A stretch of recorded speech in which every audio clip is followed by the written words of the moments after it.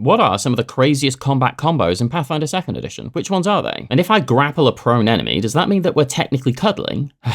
I'm so lonely. This is the Dominomicon, authored and hosted by me, Dominic. The Dominomicon is dedicated to all nerdy things, with my current obsession being the TTRPG Pathfinder 2nd Edition. In this video chapter, I'm going to do something a little bit different and go over 3 crazy combat combos I've had used against me as the GM in Pathfinder 2e. And as time goes on, I may release more of these videos as I discover some of the crazy overpowered combinations that drive me insane as a forever GM. Some of these are going to require certain feats, classes, dedications, etc., and a healthy dose of teamwork, so bear that in mind. And of course, this video chapter is going to require a little bit of system knowledge about PF2E, but even without that, you can start planning your build as you level with these combos in mind if you like. Apparently, almost 70% of my viewers are not subscribed, which is a travesty. So please, if you're watching this and you're interested in more Pathfinder 2e videos, click that subscribe button, and of course, consider liking, adding a comment, etc. And if you want to financially support the Dominomicon, coffee donations are always appreciated, and you can join as a member, take a look at my Patreon to gain access to the private Discord channel, etc. All of it is appreciated regardless, and thanks for watching. So let's begin proper by starting the music with a punishing combination attack.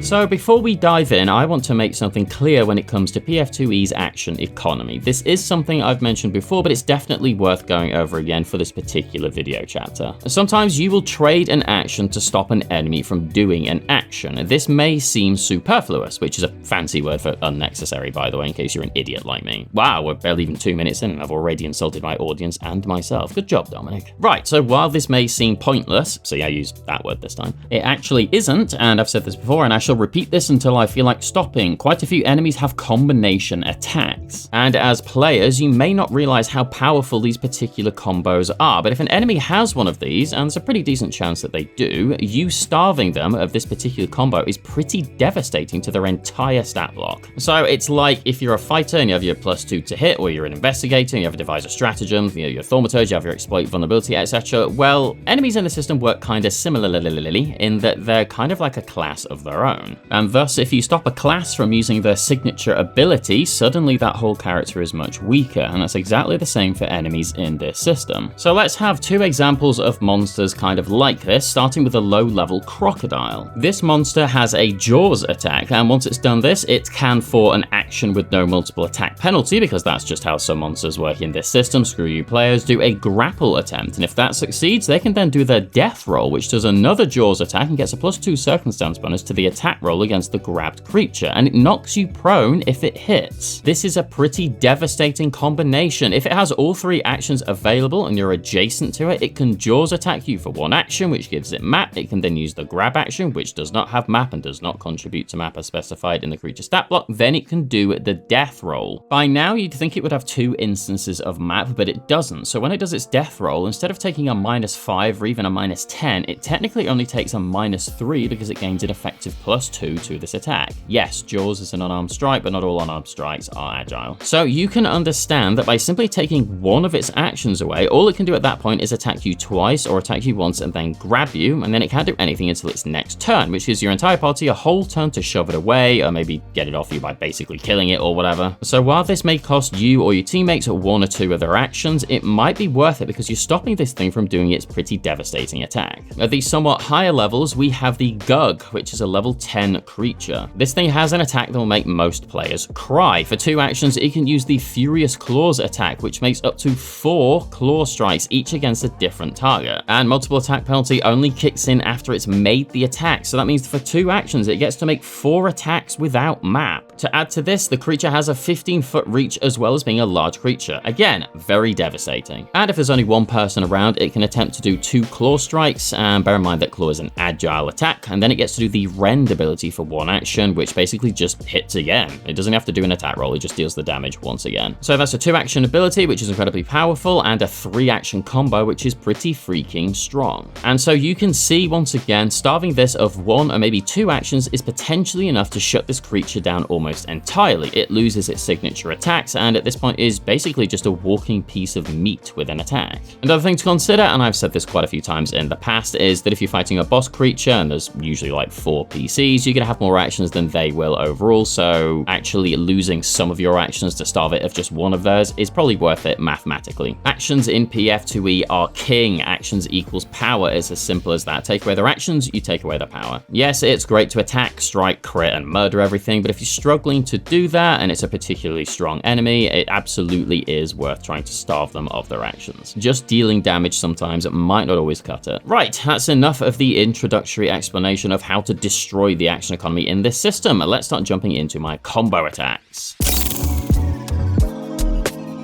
Let's start things off with a martial classic that's absolutely devastating for ruining a single target's day, and this is something I've mentioned in the past but not gone into a great deal of detail about it. The Purgatory Pin. The core of this combo relies on 2 basic athletic actions, trip and grapple. First, you spend an action to trip your opponent, inflicting the prone condition. Then you spend your second action to grapple them. A successful grapple inflicts the grabbed condition or restrained on a crit success, both of which inflict the immobilized condition. Now, why is this so strong? Well, that's because of how prone and immobilized interact with each other. When a creature is prone, they're off guard, taking a -2 to their AC, and take a -2 circumstance penalty to all attack rolls. To get rid of this, they need to take the stand action. However, because you successfully grappled them, or maybe your ally did it, they are also immobilized. The immobilized condition explicitly prevents you from taking any action with the move trait, which includes both crawl and, crucially, stand. So they are effectively stuck in the mud, so to speak. To even attempt to stand up, they must first successfully break your grip using the escape action. Escape requires an acrobatics, athletics, or unarmed attack check, and because it's an attack, it has the attack trait, and this is a huge win for you and a big L for your GM, because it means their escape attempt counts towards their multiple attack penalty. So let's put this into 100% perspective with everything considered, and let's say we're using the Purgatory Pin against a Gug, as mentioned earlier. They're currently immobilized, prone, and grabbed all at the same time. Now, unless you happen to crit with your grapple attempt, which would make them restrained, meaning all they can do is try to escape, they technically don't even have to bother attempting that escape attempt. I think I said attempt about 8 times there. The point here is that if they choose to do their Furious Claws attack while they're on the ground and grabbed, they're going to take a -2 to each and every one of those attacks. So suddenly, that attack has a penalty. It's not devastating, but it could be enough to stop you being crit, which is one of the biggest and best things you can do in this system. Every +1 matters after all, and crits in PF2E are rather devastating, especially when enemies do them against you. Trust me on that. And so let's say they don't want that multiple attack penalty and instead they want to stand up. Well, first of all, they need to escape, which is going to cost them an action and immediately give them an even worse multiple attack penalty. And that might sound like a bad move for them to do, but hey, if they stand, they're also not going to be off guard necessarily. And as ever, crits are devastating, and being off guard just because you're on the ground is probably something the monster wants to avoid. So action 1, it has to escape first. Let's say it succeeds, it now has map and only has 2 actions left. But also bear in mind that if you critically succeeded that grapple attempt and they fail, they have to try again. There's literally nothing else they can do. And if they happen to critically fail that escape attempt, there's literally nothing they can do in their entire turn. Restrained is incredibly strong. But hey, these creatures are pretty big and strong, so they're probably going to be able to escape pretty easily. So they escape, 1 action down, now we have map. Next action they need to do is stand. Now stand has the move trait, which means that if you have reactive strike, it's going to trigger. And if you're a monk with the stand still ability, that's also going to trigger, and if you crit with that particular ability, you disrupt the move action, keeping them prone. But let's say they easily escape and they easily stand up, everyone misses their reactive strike, whatever, they only have 1 action left now, which basically means their turn is pretty much worthless. Plus, if anyone did happen to hit with a reactive strike, that didn't cost them any actions, it was a reaction. So now they've got map and they have 1 action. You've just basically completely destroyed their entire turn. Yes, this may have eaten up multiple of your actions, but there's also ways to build characters where if you're in range, you can cast a 2-action spell at an enemy that's save-based, so no map for you, no attack trait, then you can trip trip them or you can grab them, etc. There's lots of ways to build these kind of crazy combination attack characters. Plus, you do have your team there to help you out as well, so they could have spent some of their actions setting you up there. Even worse than this is if the enemy happened to be a spellcaster. Many spells in this system have the manipulate trait. If you're grabbed, it's a DC 5 flat check to be able to cast a spell if it has that trait. So it's in their best interest to escape first, which is going to cost them an action, which means they're not going to be able to move away and cast a spell, which could possibly trigger reactive strikes. And if they trigger a reactive strike and that reactive strike crits, they lose the action once again. And they're going to want to escape because they may just lose the action from being grabbed, which means they lose the spell as well. And they're off guard if they just cast the spell on the ground, which increases the chance of that reactive strike critting and stopping that spell. A spellcaster in this position is effectively destroyed. Let's keep adding to this. Let's say one of your ally spellcasters lays down a nasty area of effect spell, or there's just a natural hazard on the map. You can use actions like reposition or shove to force the enemy onto that danger zone. Then you can do the Purgatory Pin and force them inside that area of effect, so they're gonna keep taking that damage. Finally, if you want to be an absolute menace, try executing this lockdown strategy while wielding a reach weapon like a halberd. If you trip them with reach, you control a massive area of the battlefield, so if they try to stand anywhere within that 10-foot radius, you get your reactive strike. All of this is an absolute surefire way to destroy an encounter, especially if they happen to be a spellcaster. It's brutal, it's efficient, and it's going to make your GM cry, and I love it, but also I hate it. Next combo to drive your GM mad.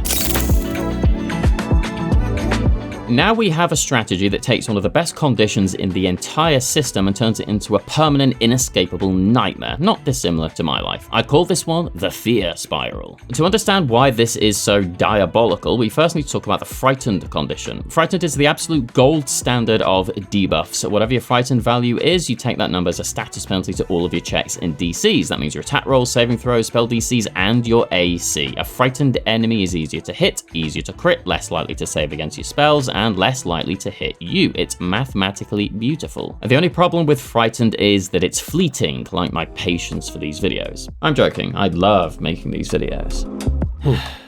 By default, a creature's Frightened value decreases by 1 at the end of its turn. You demoralize an enemy, you get 1 round to capitalize on it, and then they brush it off. But what if they couldn't brush it off? What if you could lock them into a state of perpetual terror, like when I try talking to someone attractive? That is the core of the Fear Spiral. There's several ways in the system to explicitly prevent an enemy from reducing their Frightened condition below 1, and here's a few of them. Dirge of Doom is a level 6 Bard composition cantrip. When played, enemies within 30 feet cannot reduce their Frightened value below 1 while they remain in the area. Best of all, it doesn't offer a saving throw. They're just Frightened 1, full stop. Screw you, GM. And this is a cantrip for Bard. Like, it's just 1 action and they can just cast this every single turn. The Aura of Despair for a level 8 champion creates a 15-foot aura. Enemies inside it cannot reduce their Frightened condition below 1, and take the Expand Aura feat to increase that radius. The Dread Armor Room means enemies within 30 feet of you need to do a will save at the end of their turn, otherwise their Frightened condition doesn't go below 1, and you can get better versions of that as you level up. The level 1 Hobgoblin Ancestry feat, Remorseless Lash, means that when you succeed at a melee strike against a frightened enemy, they cannot reduce their frightened condition below 1 until the beginning of your next turn. I'm assuming that's because Hobgoblins are kind of fugly, although I can't really say anything as I'm still single. So locking an enemy at a permanent -1 to all of their stats is already fantastic support, but this is a combo video, so let's look at the nitty-gritty of how we can exploit this permanent state of panic for max damage. The Rogue gets a level 4 class feat called Dread Striker. This makes it so that any creature with a frightened condition is automatically treated as off guard against your attacks. And remember, off guard inflicts a -2 circumstance penalty to AC, so if your Bard is playing Dirge of Doom, every enemy in the room is frightened 1, which is a -1 status penalty, and to the Rogue they're off guard as well, which is a -2 circumstance penalty, which means they stack.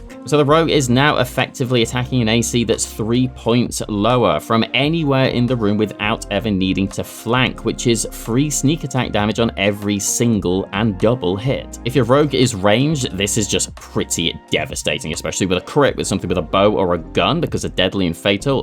But what if you want the whole party to benefit from that off-guard penalty? Enter the fighter's level 6 feat Shatter Defenses. This is a press action, meaning that you need to be suffering from map to do it, so a second or third attack only, but if you hit a frightened enemy with it, they become off guard to everyone until their next turn. If they're already off guard, they're unable to reduce that frightened condition till the start of your next turn. And finally, my absolute favorite piece of the puzzle, Agonizing Rebuke, once again for the Hobgoblins as an ancestry feat at level 5. When you successfully demoralize an enemy, that enemy takes mental damage at the start of each of their turns, so as long as they remain frightened. Let's put all of this together, and let's say we have a Hobgoblin fighter and a Bard buddy and a Rogue with Dread Striker. Round 1, you use Demoralize action on the enemy thanks to Agonizing Rebuke. They're now taking mental damage every turn that they stay frightened. And then your Bard buddy casts Dirge of Doom, which means they are now stuck in that frightened condition. This means they have lowered stats and they're taking mental damage every single turn. You created a permanent damage over time effect just by shouting at them. Now, as the fighter, you use Shatter Defenses. You hit them, making them permanently frightened and permanently off guard to the entire party. And now when it's your Rogue's turn, they're hitting the enemy with a -3 on its AC and triggering their sneak attack damage all at the same time. And if you add a Fearsome property rune onto your weapon, when you critically hit,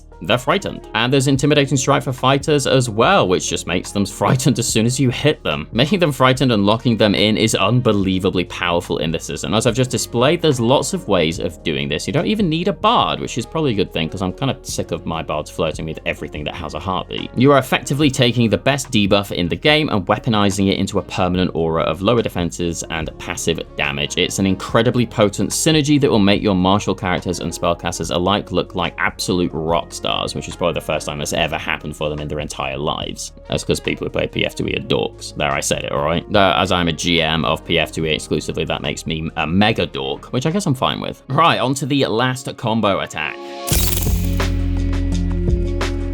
The Phantom Scoundrel heavily relies on invisibility heightened to 4th rank. To understand why this is so broken, we have to look at the baseline rules of the invisibility spell. When cast at 2nd rank, your spell drops the moment you take a hostile action, but when heightened to 4th, you remain invisible for the entire duration, regardless of how many people you stab, blast, shove, slap, insult, etc. However, being invisible does not automatically make you a ghost, sadly. The rules are pretty specific about this. If you stride around while invisible, you're only considered hidden. This means that the enemy knows exactly what square you're in because they can hear your footsteps or hear your fart or whatever. They can target you, they just have to succeed at a DC 11 flat check to avoid losing the action. So if you want to be completely off their radar, you have to take the sneak action, and if your stealth check beats the perception DC, you become undetected, and this is the holy grail of stealth. This means the enemy has absolutely no idea what square you're in. They cannot target you with anything that requires seeing you, and if they want to attack you, they first have to waste an action to seek or just guess a square at random, swing blindly, and hope they guessed right. So how do we turn this into a terrifying combat loop? Well, like this. You start your turn undetected and use your first action to strike or move into position. The moment you attack, your position is given away and your condition drops from undetected to hidden. So the enemy now knows where the attack came from, but before your turn ends, you spend your final action to sneak away to a different square. Assuming you succeed, you return to being undetected. So the enemy starts their turn with a knife wound and absolutely no idea where you are. They're forced to burn their precious action economy just to seek, hoping to pinpoint your square. But the GM might rule that they think they know what square you're in because they just got stabbed from behind or whatever, so they might just turn around and strike at thin air, losing an action and getting map in the process. On top of all that, when you attack an enemy, when you're invisible, they are off guard to those attacks, so you are just permanently attacking them with an effective +2. And there's a few ways to make this even more entertaining. For instance, if you're a guardian and you taunt an enemy and you're invisible, because you can do that, it can have the audible trait, they've heard you taunt them, but they don't necessarily 100% know where this taunt came from. And if they don't target you in their turn, then they become off guard to everyone, and they take a -1 on all their attack rolls against anyone anyway. And for spellcasters, such as people with debuffs like area things such as Bane or Dirge of Doom, or even buffs like Bless, and even heals like, well, Heal. If the caster is invisible and they're sneaking around the battlefield, they can be healing allies, buffing allies, and debuffing enemies, and the enemy has no idea where they are. It's a great way to keep your squishy casters safe. And if you grab the Swift Sneak skill feat from level 7 onwards, so long as you're a master at stealth, you can sneak at full speed, meaning you're basically moving around at your normal speed while invisible and battering or annoying your enemies. This is another surefire way to make your GM begrudgingly give you a hero point while quietly plotting your downfall. I mean, that's how I do it anyway. Right, I think that's enough from this video chapter. Hopefully those particular combos gave you some cool ideas for your next session, or maybe for some builds you have in in mind and showed you how beautifully complex the PF2E action economy can be when you start snapping the puzzle pieces together and annoying your GM in the process. I'm sure there's another dozen or so cool strats you could do with the combo actions I've described here, and if you know what these are, please let me know in the comments, and pop in the comments what your favorite crazy combat combos are. And please give this video a like if you found it helpful and or entertaining, and consider subscribing. As I said at the start of this video chat, I may do a few more of these, as there's a bunch of other cool combo actions you can really do to ruin an encounter. And if you want to financially support the channel, please check the description for links to my Ko-fi account, Patreon for a private Discord link, or you can join as a member here on YouTube. All of it is massively appreciated and helps keep the channel going. As ever, I'd like to thank my artist Leandro Notado. Please check the description for a link to his portfolio if you want some beautiful art made, and I would very much like to thank my archivists and members: Max Magnus 20019, Ozzy Smith, Nikolai Milenkovic, Kyle Travis, Bentfair, Apteryx13, and patrons and archivists Clash, Q, and Patrick O'Donoghue. But for now, this is Dominic of the